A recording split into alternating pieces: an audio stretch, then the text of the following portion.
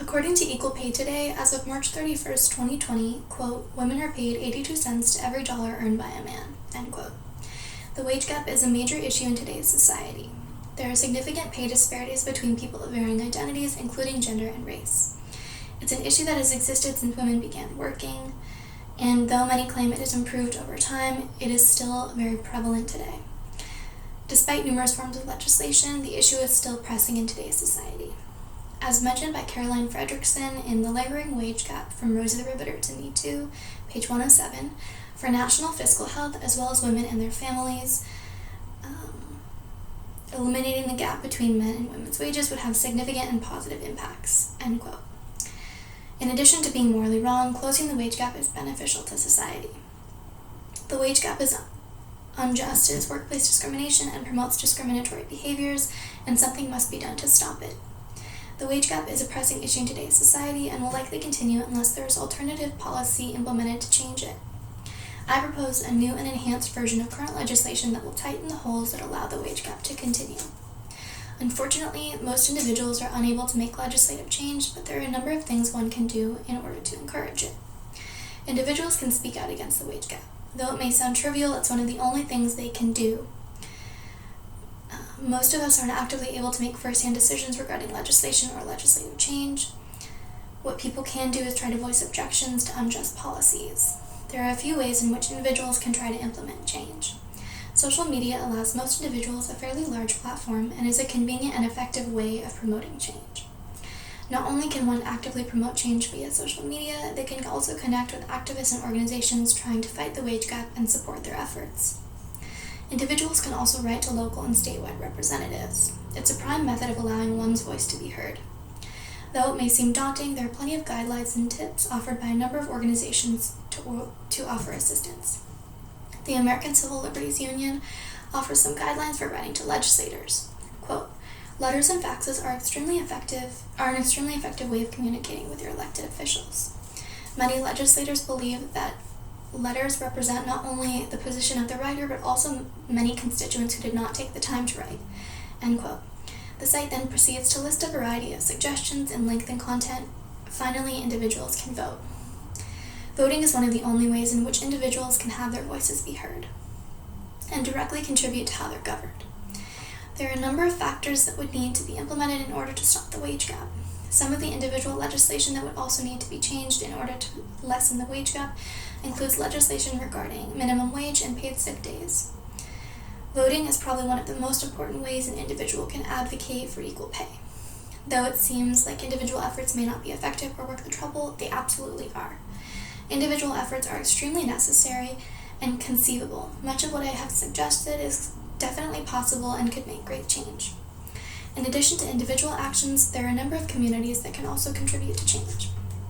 The first community that can make some significant change is the female, or rather non-male community. There are a number of things they can do to provoke change. One thing they can do is negotiate. According to Alana Villajanos of the Huffington Post, quote, research shows 57% of men negotiate their salaries compared to 7% of women, end quote. Women are often discouraged from negotiating salaries and men aren't. If women began advocating for equal pay in the workplace by negotiating salaries, significant change could be made. Additionally, women can advocate for other women.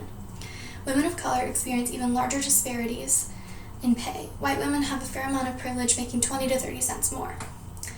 White women can advocate for women of color and begin bridging the gap between pay for women of varying identities. Women can also start validating. Often due to societal teachings, women doubt their potential and ability in the workplace, and the wage gap doesn't contradict these opinions. Many can become subject to the imposter syndrome, doubting their abilities and accomplishments. One major thing needed to minimize the wage gap is validation in order to emphasize its importance. Another community that can make some significant changes are employers. Employers can begin providing fair and equal hiring promotions. Though this sounds somewhat obvious, many companies do not implement fair hiring or promotion processes. Sometimes it can be somewhat unintentional, but companies can stick to a routine or familiar protocol which isn't always fair. Employers and companies can also have subtle biases. Actively working to combat those inequalities could be extremely effective. Another thing employers can do is pay employees equally. Though this option may seem somewhat obvious, it is extremely necessary. Employers often have a fair amount of power in terms of eliminating the wage gap. As stated by Adnan and Mari in Voting Patterns and Gender Wage Gap, page 222, quote, "Striving for gender equality presents major challenges, but the benefits are vast, ranging from reduced conflict both within and between communities to higher economic growth," end quote.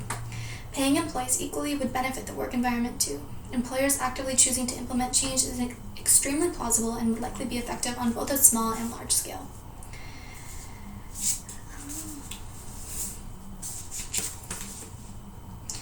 Though individuals and communities can encourage and implement change, policy is what is most necessary for change. As of now, there is a fair amount of policy with the intent of lessening the wage gap, but it is still extremely prevalent. The classic and once very popular example of a man and a woman doing the same job and the man being paid more is no longer how the wage gap operates. The wage gaps exist in more discrete disparities. Some of the change that would be implemented in my proposed policy would be a rise in the minimum wage and tipped minimum wage. As described by Sarah Jane Glynn of the Center for American Progress, quote, "Women make up a disproportionate share of low-wage workers, and estimates show that differences between women's and men's occupations could account for nearly half of the gender wage gap," end quote. A large amount of women work minimum wage jobs. A rise in minimum wage would bridge the major gap between the pay of people of varying identities. Another thing would be enhancing current legislation. The Equal Rights Amendment was passed in an effort to allow equal opportunity for people of all genders. Currently, not all states have passed this amendment, or the amendment hasn't become law in many states. This policy would also provide access to childcare.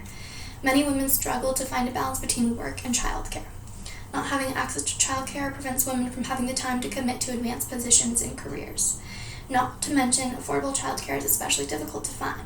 The policy I propose is more of an enhancement to already existing policy.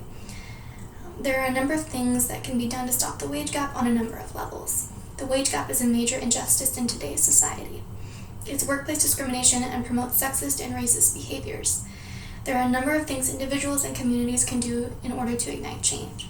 Activism and encouraging legislation could be extremely influential. Actively offering equal opportunity could too.